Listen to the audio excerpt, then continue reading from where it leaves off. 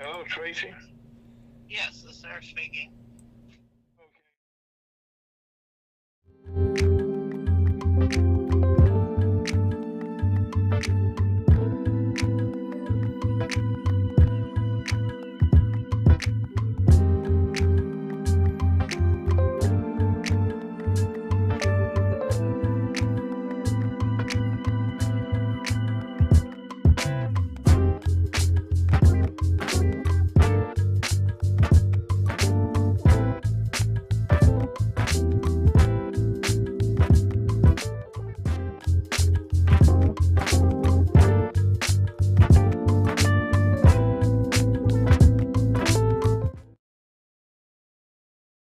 Been long overdue. The newspaper, the Southwestern Weekly Kansas City Call. We are privileged to have a couple of their stars on the show today, and this show goes way back to 1919. We have Miss Tracy Adam. Adam, let me get that right. Uh, we also have Jason, and we have Aaron. We have our engineer. So what we want to do is this show is dedicated to the Kansas City Call. The things that UMA, United Minority Media Association, has planned for them, which the Call, KPRS, and the organization UMA formed this back on August 28, 1974. We're going to get a little background, what you're all about, what people expect, and we want to build you to be the number one in this city, but not only in this city, but also we want you to reach out to other places. We want to make the Kansas City Call well known, not only working with the community, but letting the community know what's going on with the Southwest Weekly publication. So first, what we want to do is Tracy is now. What is your title, Tracy? Give us a little background, and then we'll go to Jason. Okay? All right. Thanks, everybody, for joining me. I'm Tracy Allen. I'm the editor-in-chief of the Kansas City Call newspaper. For many of you that remember or may not remember, I became editor back in June of this year, 2023. But before that, I actually worked for 19 years with the Call, really from 1998 until 2017. That's when I actually retired really from the journalism profession altogether. And at that time, I wanted to, before I got too old, I wanted to go into, start my own business. Something that my grandpa did, Russell, and something that my dad did when I was a young kid growing up. Actually, right in the 5th District. I grew up right around 57th and Agnes and Bell Fountain. But anyway, I wanted to do kind of what he did. He had a small cleaning business, but he also had he helped take over my grandpa's business. My grandpa had what would I say, a pretty decent-sized paper route back in the late 20s, 30s, 40s, 50s, until he passed. And so I kind of wanted to do what some of my family members had done. That's why I wanted to leave early in 2017. Actually, I started my current business, which is a courier business, in 2016. But that is a long story short to our listeners, is that I was what they called 19 years before I retired, and then I returned in the summer of 2023. Other than the fact that I had 35 years of experience as a journalist, like I mentioned, 19 years with the Call. I also worked for a short period of time with the Kansas City Star in their sports department, as well as I was a sports writer in Fort Worth, Texas, at the Fort Worth Star-Telegram. Definitely with the Charlotte Observer, which is one of the newspapers I absolutely loved, because I had I actually got to really experience what it was like to cover both not only sporting events, but just events at historically black colleges and universities in North Carolina. There's quite a few, in fact. So I really enjoyed that night. Got my first taste of actually covering and attending the CIAA tournament when it was held, like obviously in Virginia Beach, Virginia. So I got a real good taste of our life, black life, particularly in the South and especially in the Southeast. So that was one of probably my most favorite places to work, the Charlotte Observer, because I got to do a variety of things, but specifically when it came to coverage of black colleges. So that's really who I am. I'm from Kansas City. I'm a Kansas City native. Like I said, I grew up in 5th District mainly, but I also lived when my family moved when I was 15 years old to Johnson County, and I went to Shawnee Mission South High School, and I'm a 1980 grad of Shawnee Mission South. And from there, I moved on a little bit westward, not far, about 100 miles, 120 miles, to a university that goes by the name we all like to say, EMAL, Every Man a Wildcat. So I am a 1984 K-State grad.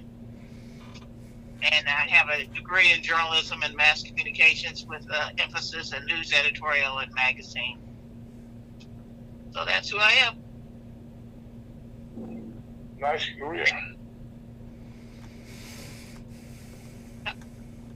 Well, living to Manhattan in Kansas State, I have a relationship with when I was in high school.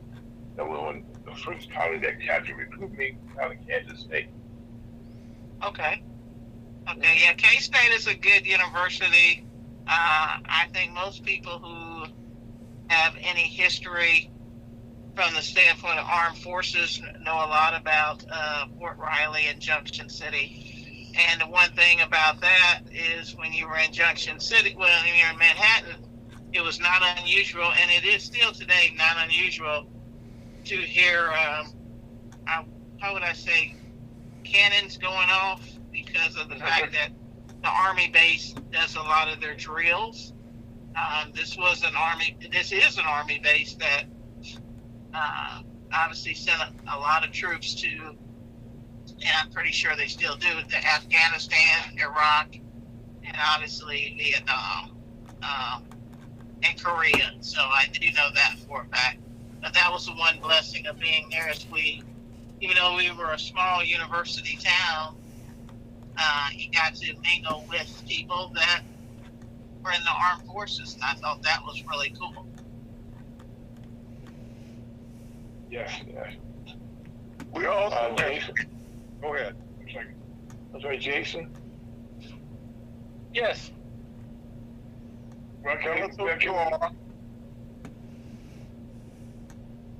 What'd you say? I'm sorry. This is MC Richardson, Chairman, CEO of the United North Media Association. Why don't you just give the people some background on your involvement in the call, different people, your relatives, your mother, and things like that, to make it, and we wanted this to be the #1, not only black newspaper, but the newspaper who can reach the people of color, but not limited to. Well, my name is Jason Joseph. I've been around the call since 2002 in some capacity. I started off doing sales, and then IT, information technology, and then I left and came back after 2008 and was there for a while doing IT and then some other general technology things. And then I left again to go work for another IT company, and then I came back, this time as operations manager. And so my role at the call is basically to see that it operates efficiently and Everything runs the way it's supposed to. My family has been involved in the call paper in some way or another ever since it came about. My great grandmother, Hannah Settles, wrote for the call paper in Mexico, Missouri, when literally they would have people write letters into the call during the Jim Crow era about what was going on in their town and around the surrounding area, all the way out in Mexico, Missouri, which is just about 100 miles from St. Louis. And then after that, my aunt was a reporter for the call for a number of years, and then became the editor-in-chief as well. And then my mother came on to help run some back office things around 2010. And then when my aunt passed, the paper went to my mom. And now, as my mom is aging, I'm helping run the paper. And so, yeah, that's basically my introduction to the call paper. Now, I've lived in Kansas City all my life. I grew up for the first 8 years of my life on 77th and Prospect by Old Fairyland Park. And then we moved out to Martin City, and then I finished my schooling, my elementary and secondary education at Grandview, and then I went to college at Park University up in Parkville, Missouri. I've been here basically all my life. I've got 3 kids and a wife. We live in Johnson County. My kids go to North, and that's pretty much it. Still part of the community. Yes. Well, Jason, it's nice to know. You didn't mention your mother's name. Her name was Gloria Joseph. Sorry. Oh, that's okay. Yeah, my mother's name is Gloria Joseph. She spent the first couple years of her life in Mexico, Missouri. They moved from Mexico, I think she was 5 or 6, and they lived off of 18th and Norton. My uncle and my aunt, and then she grew up there off of 18th and Norton, graduated from East High School in '61. She was one of the first classes that was integrated in Kansas City Public Schools. My aunt then graduated from Central. My mom went to Park University as well, and my aunt went to, my Aunt Donna went to Lincoln University, in Jeff City. So, yeah, that's okay. We want to get the whole family tree involved here, and that we can see. Yes. By the way, my name is Lyles, folks. I'm the CEO and the founder of the Missouri Chamber of Commerce. And I'm also one of the co-hosts of the MC Business Center to come to Kansas City. And so, but I thank MC for letting me be part of a show like this, which definitely tells the history of the roots that kind of keep Kansas City, Missouri together. That's not that Kansas, Missouri, but also the whole Metro Kansas City together. With a history that's the fiber of the city. And I thank both of you for taking the time to be part of the digest today. Go ahead. MC. I just want to try to get things going there. Okay, the Kansas City Call is the oldest black-owned newspaper in Kansas City, and might be for the state of Missouri too. And when was it founded? 1919. Actually, we're the oldest African American newspaper west of Mississippi, I believe. Yes. The newspaper, one of the newspapers in St. Louis, is actually might be right up there close to us as far as. The St. Louis American, I think, is right with us. I think St. Louis American or the St. Louis Oregon, which one was it? One of those two. St.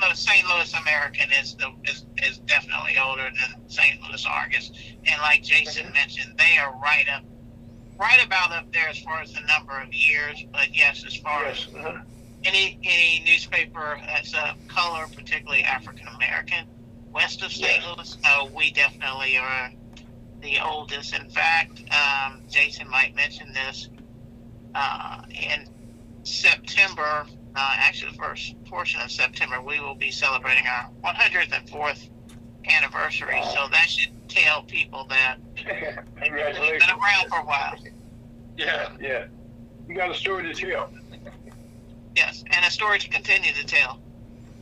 That's the best part about it. That's the best part. You know, one of the things that unfortunately, well, I also host a show on Triggers in USA, hottalkyou.com, called Lunch with the Military and Commerce.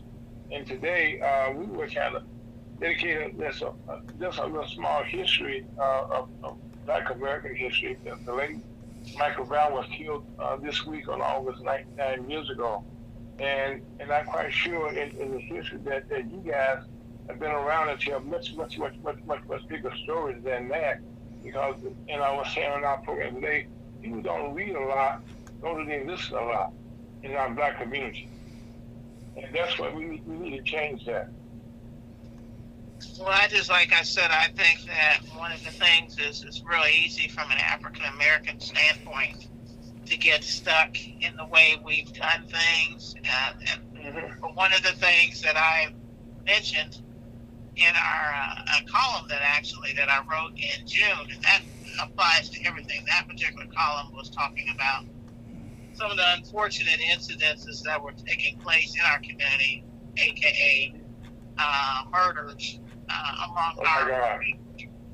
But one of the things I said, in order for us to improve, whether it's how we view life, at least the life of other people, or how we view things in purpose, is in order for us to expect change, we have to change our mindset. And that is the one thing that I wanted to speak on from the standpoint of the call.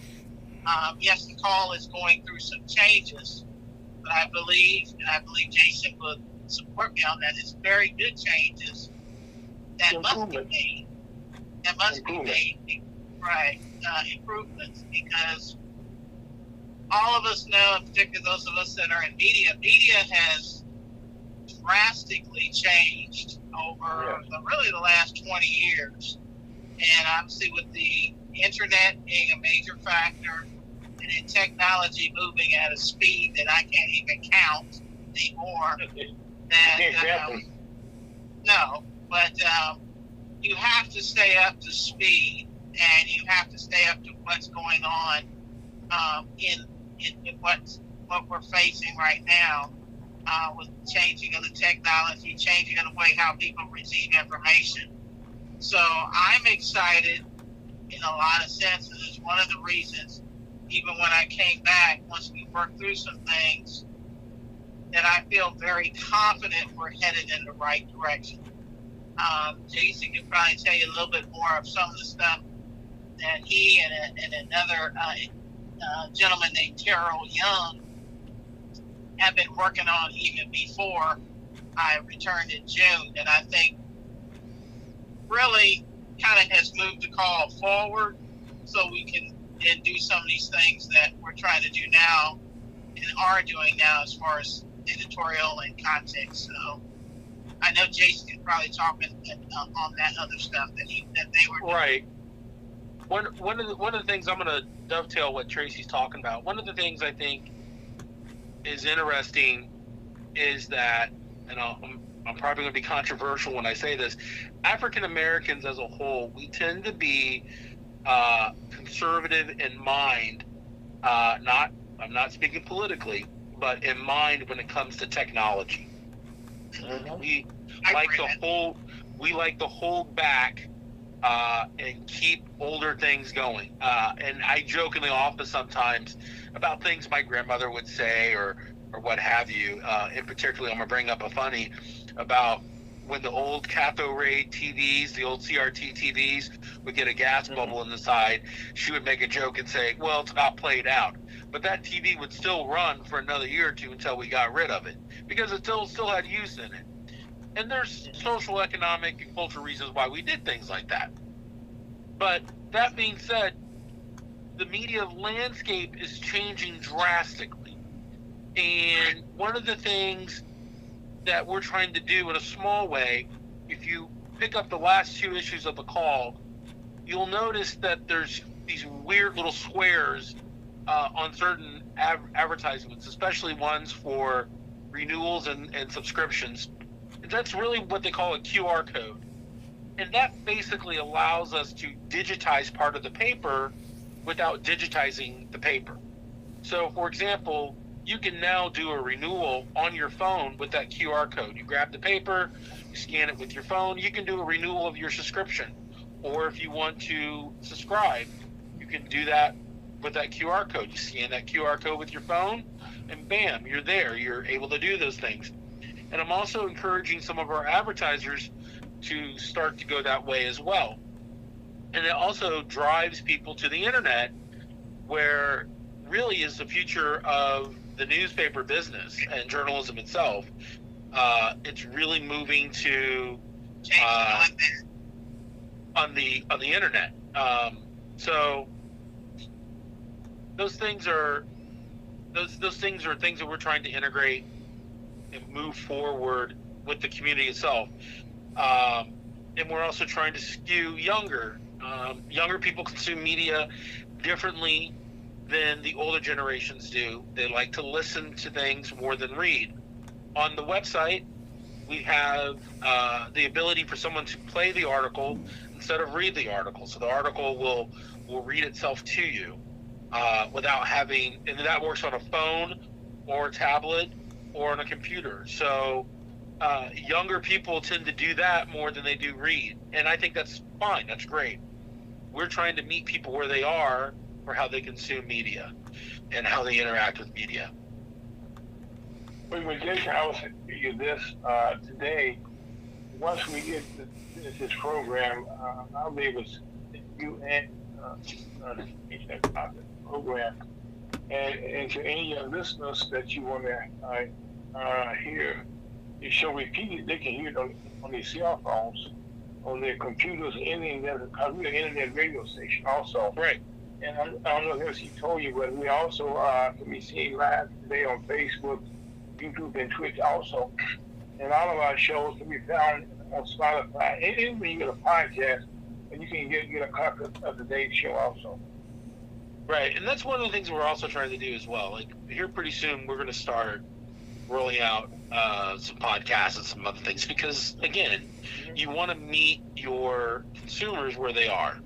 And as much as we like to poo-poo people not reading, you know, we need to meet them where they are. We can't just berate people into reading.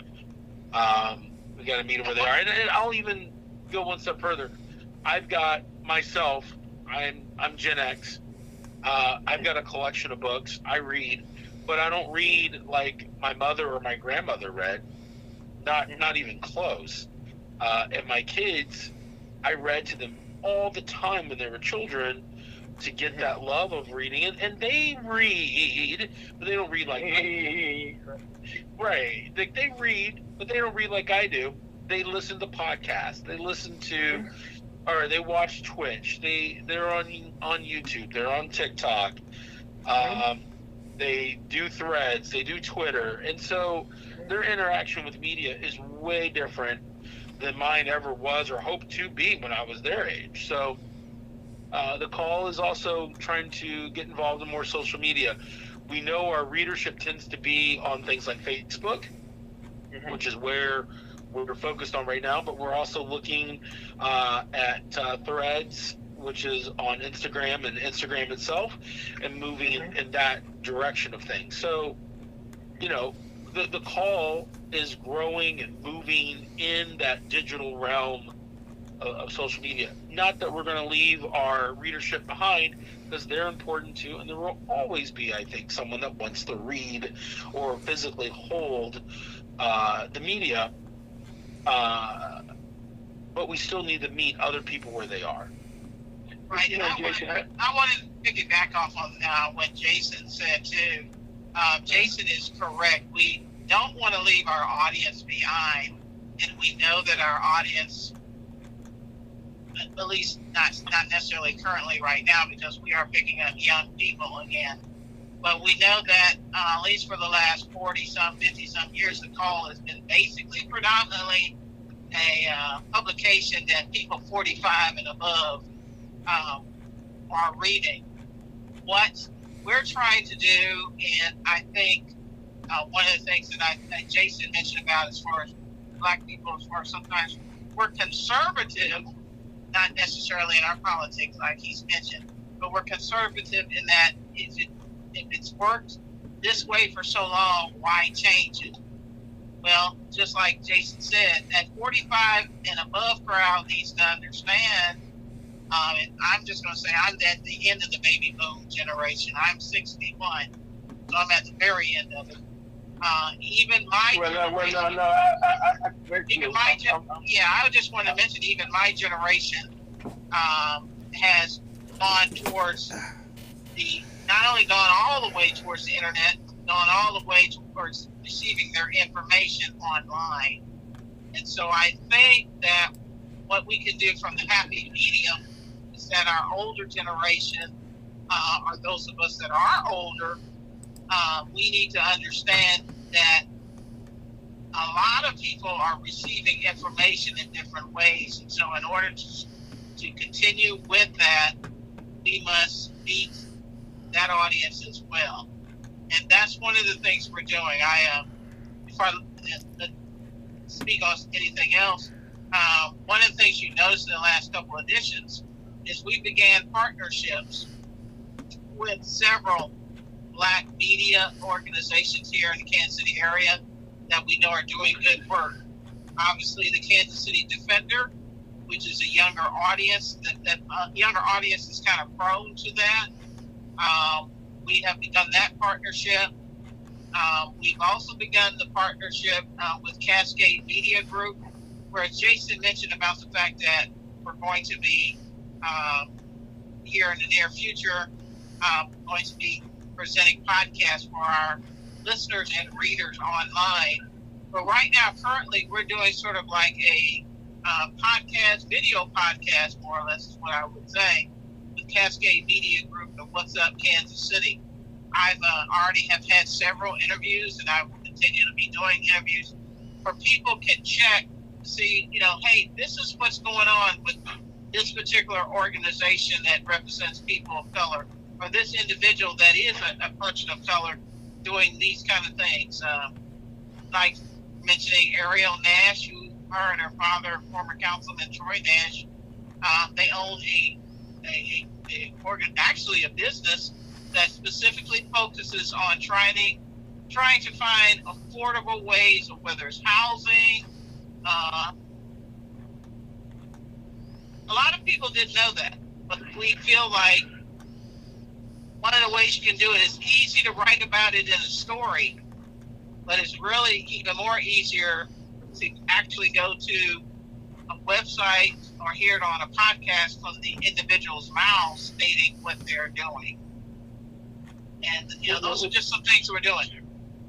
Well, I think one of the things, Larry, and one of the things that I commend both of you for being at the table at a very exciting time as we're watching a transition in technology all around the world. As a matter of fact, I'm the founder and CEO of the Missouri Chamber of Commerce, and I have to say this to you, Kansas City. Because a link to this, we have a conference in Atlanta, Georgia, in the end of the month, where we're bringing together the International Business League, which you probably be familiar with, the World Conference of Mayors and the National Chamber of Commerce. And we also have people from around the world coming in to be a part of the conference we have in Atlanta, but also next year in April, we're going to have a similar conference here in St. Louis, in Ferguson, Missouri. And I'd like you guys invitation to be a part of that, but having said that, we welcome, Mr. Chamberlain, we welcome you to be involved with what we're doing. Our goal is to create relationships around the city of Missouri so we all can be on the same page and not just be so centered. Like for one, like Kansas City is on one side, is on the other side. we should come together as one. And the more we speak as one, the more better we can make more changes.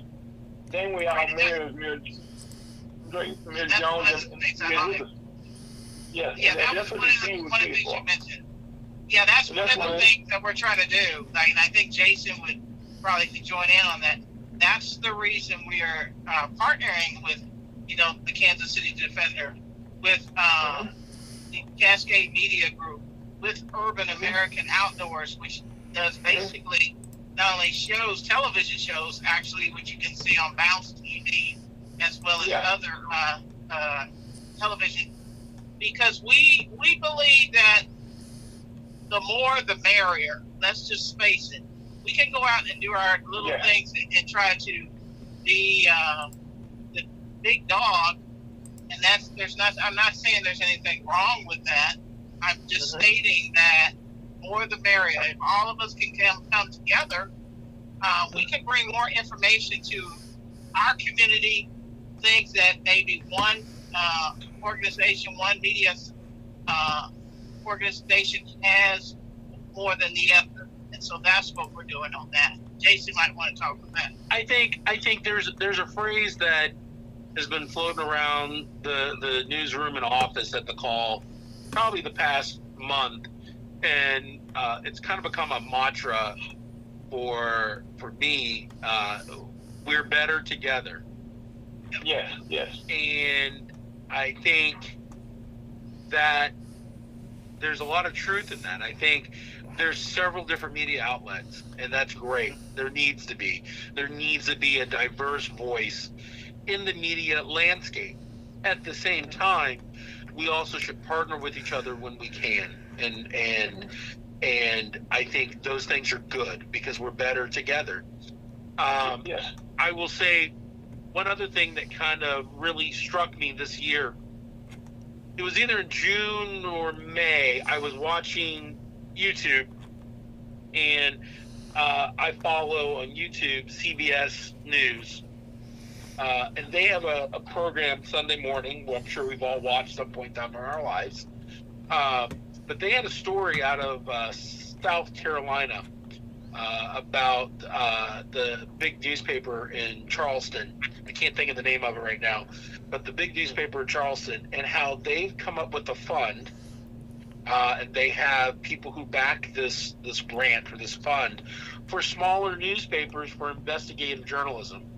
And investigative journalism, if you are in the media market or in the media business, investigative journalism is terribly expensive. You're paying a journalist for a month or 2 months or 3 months for a story that may or may not come to fruition. And so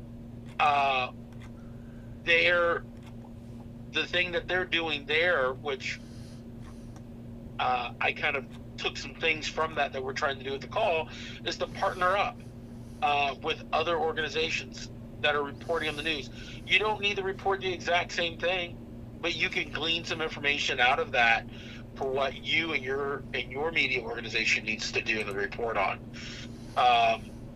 There are smaller newspapers throughout the state of Missouri that I think if we work together, we can go further. I'm right now also trying to develop a relationship with the Northeast News. It's an organization that covers the northeast part of Kansas City. What goes on in the Northeast also goes on in the Southwest. It goes on in the Southeast. It goes on north of the river. These problems that African Americans are facing throughout the city and the state and the county and the country everywhere else are same issues that other African Americans face elsewhere. And the more varied voices we get, the more we get nuanced ideas and thoughts, the better we are as a whole, as a community. And that's one of the things I really want the call paper to push. It's not a bunch of kumbaya and love and hold hands type stuff, but literally pushing those points of views, those opinions that aren't always heard, and that might be divisive, but they still should be heard because they're valid.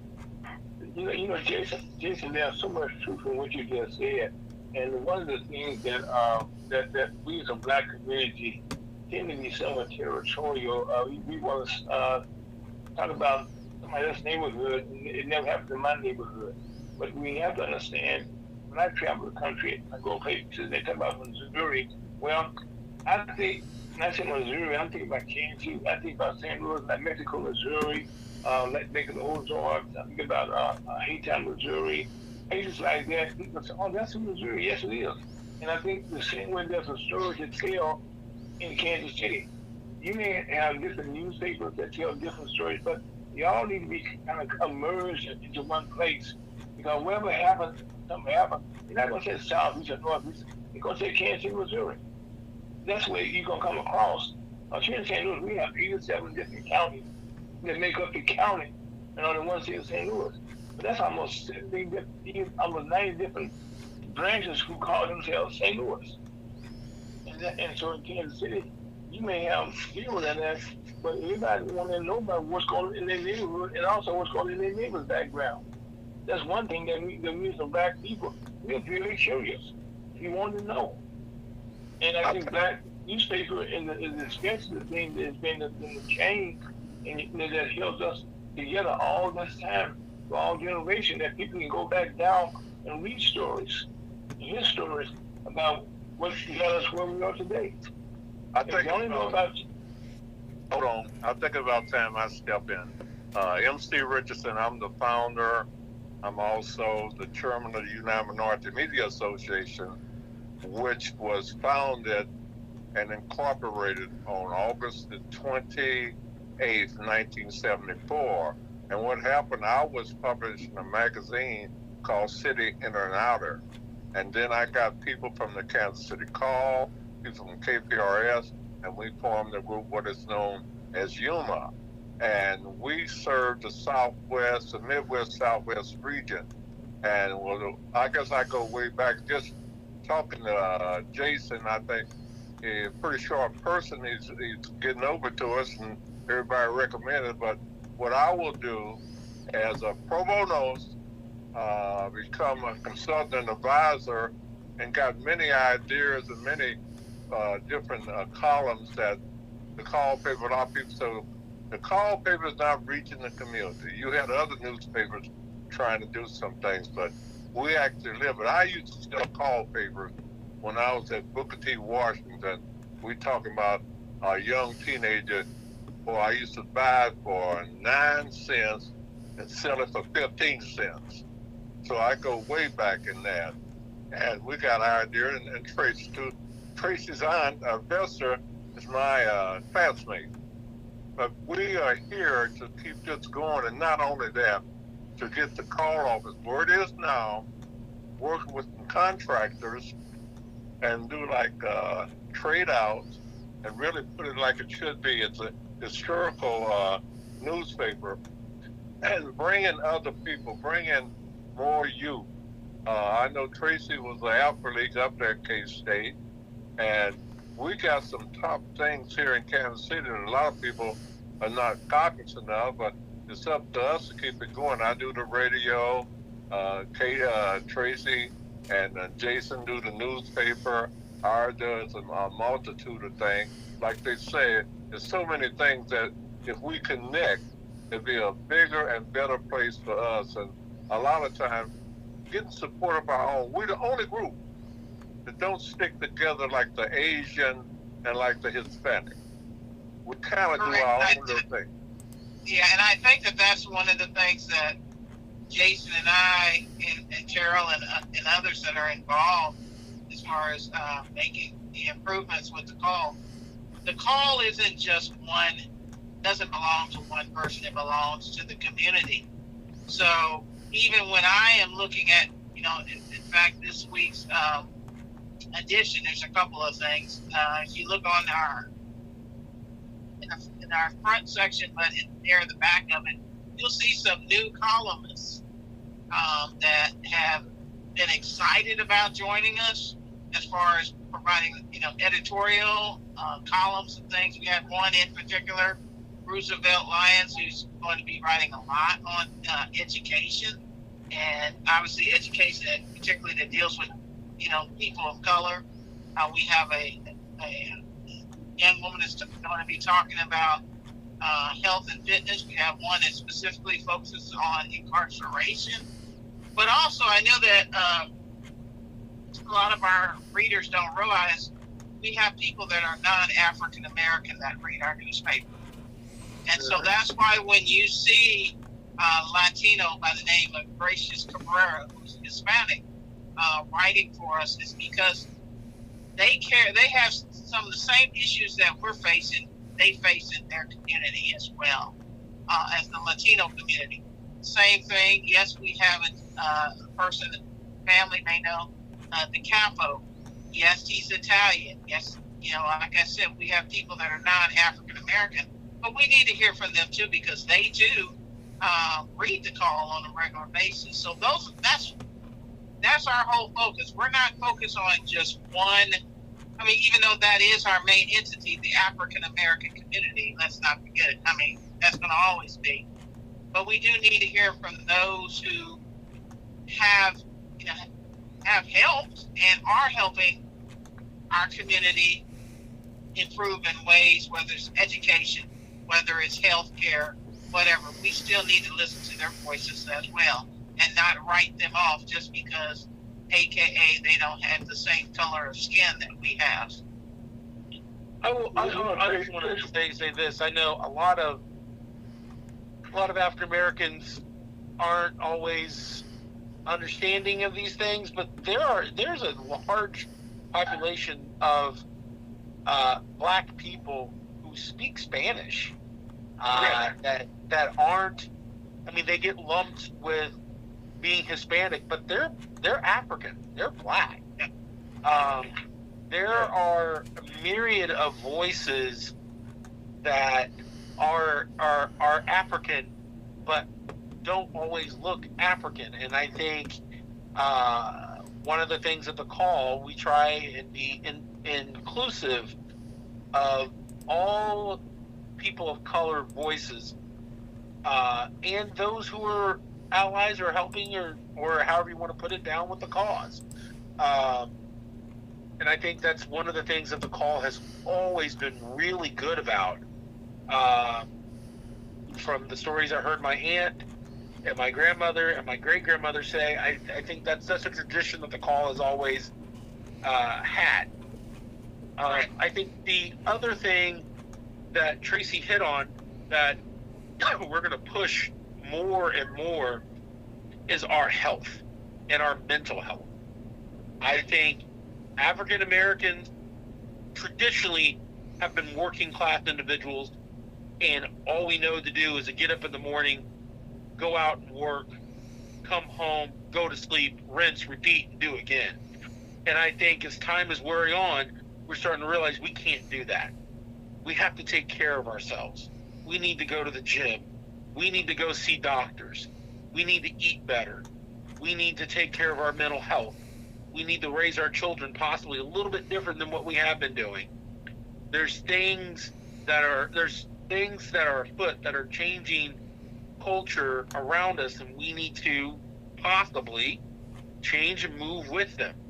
And the other thing is, we need to let people know we're not a monolith. I know there's other communities that see us as a monolith, and we're not. We're not one monolithic community.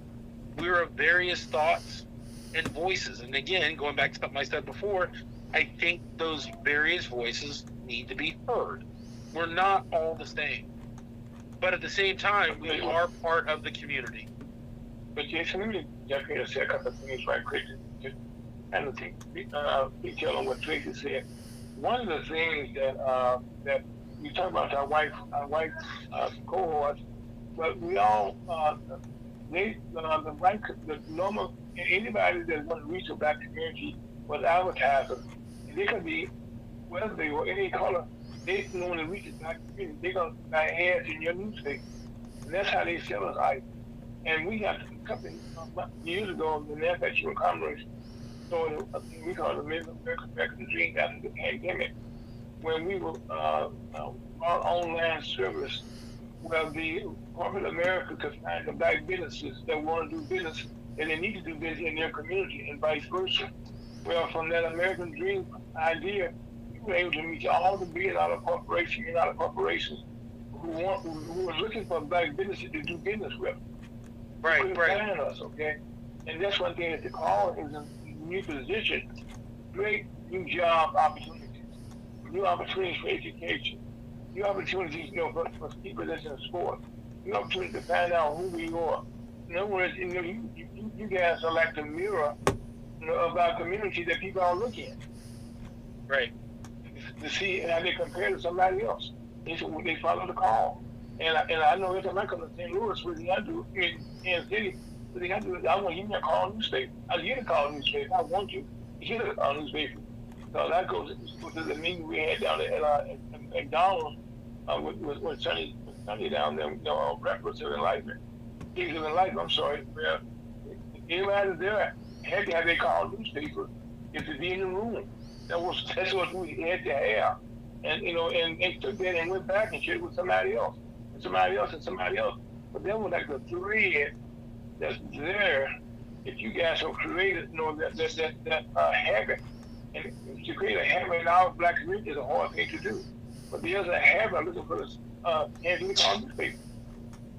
Right. Well, it has to be a habit though that is not just the habit that for many years that the call went by. Of course, the print is there, and that's been a blessing. But we have to create a habit where the call newspaper is in different formats and different platforms. Oh, yes. That is what we're definitely what I am excited about, because that was a fire for the paper before I even came back in June, and I am 100% sold on the direction that we're going. I believe, yes, there will be people that will say it was okay. Why did you change it? If it ain't broke, then don't. The change is good. The change is good, and it will be good. I think when obviously people that are reading our paper right now, when they see our younger writers, and like Jason said, the various opinions, you may not necessarily like that opinion, agree with that opinion, but that opinion still needs to be heard. And like Jason said, with me working under actually the last 5 years with Miss Bluford, of course, and then Donna Stewart, Jason's aunt, and then even now with Jason, Terrell, and Gloria, and the rest of us that are a part of it, I think that's the exciting part. Let's give the people a voice. Right. Okay. Well, Trace, let me say this right quick, and we'll say that right quick. When we finish today's program, I'm going to send each one of you a copy of this program that you have on your phone. You can send it to anybody you want to, and it's part of a podcast, but it's going to tell about the cancer be called, and we're going to help you transition through this station where we have to transition where you want to be as far as getting to that generation. That's in the podcast, but you can hear your story just by calling and send it to your free from your phone about what you talked about today, about the thing that you want to do. Right, and I'm excited. I want everyone that's listening to know I am super fired up. Love, you should be. For myself, when we do the partnership, we've done the partnership with Cascade Media, because those are using that as an example. That's on Facebook, YouTube.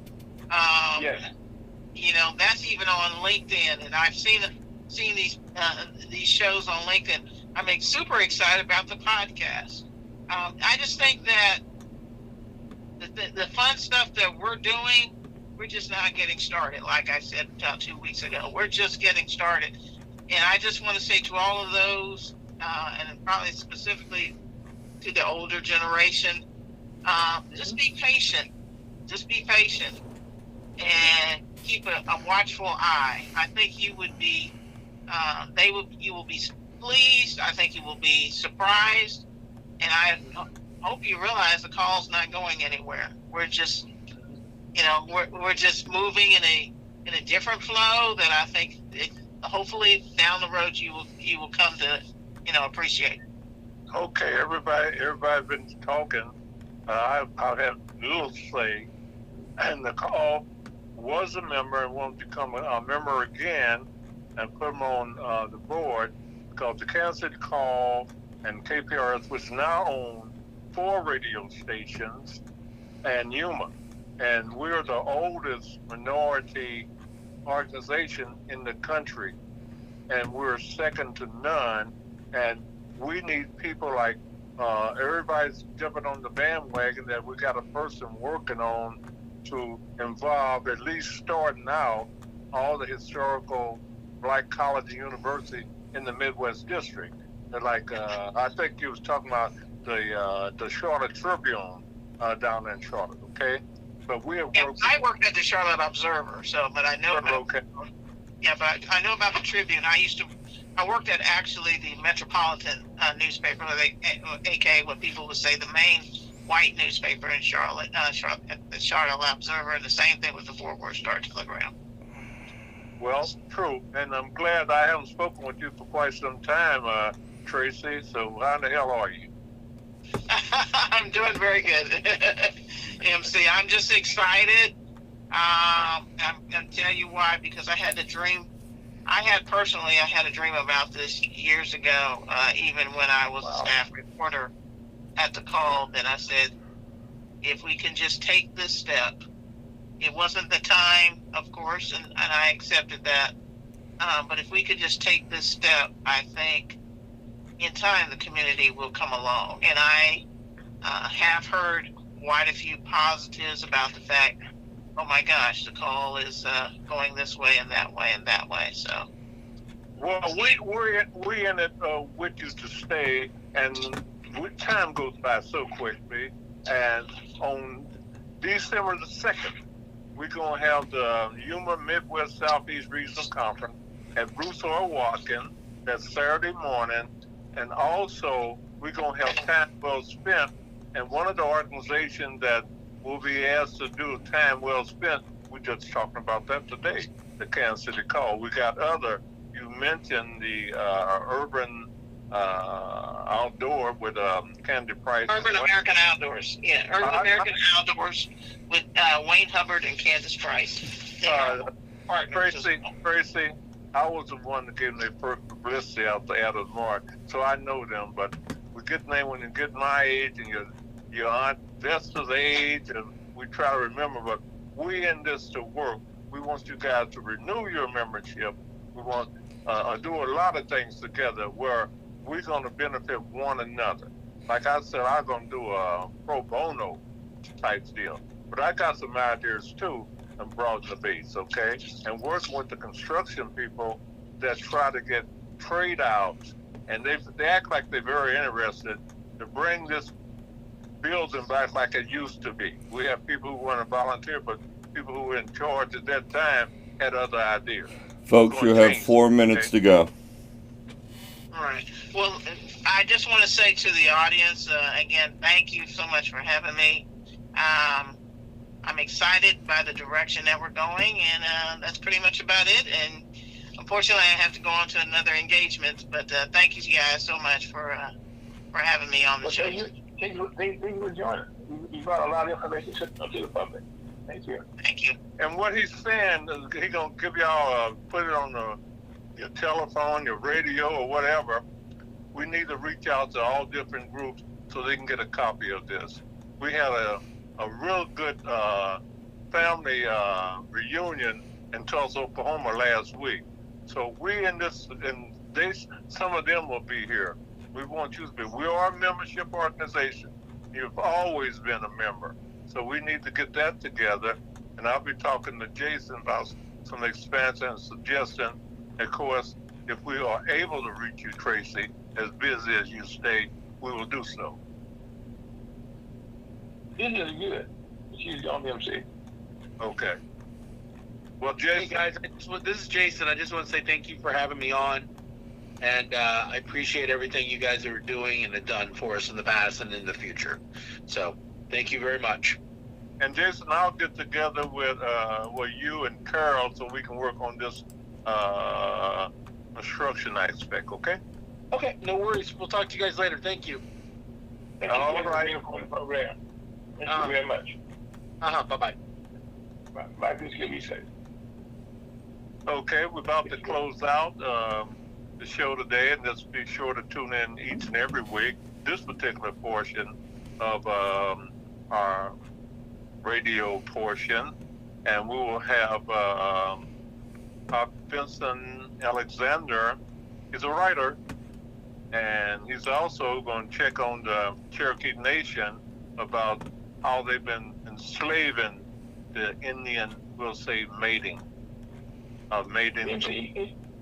She got a lot of writers in Kansas City. I mean, a whole lot of writers in Kansas City. And they tell a lot of stories about what's going on up there. Well, maybe on that. Okay, well, this is something that we want to bring and suggest to them to have different writers do different articles and whatever, the same way with Black Chamber, Missouri, the same way with what we do at Yuma. We need to get more young people involved. We got a lot of room to grow, and a lot of them, they come up with good ideas, but we're here to make sure they're reality. Amen to that. So thank you, ladies and gentlemen, for listening. We need to get more listeners. And again, we'll reach out. We need to get sponsors.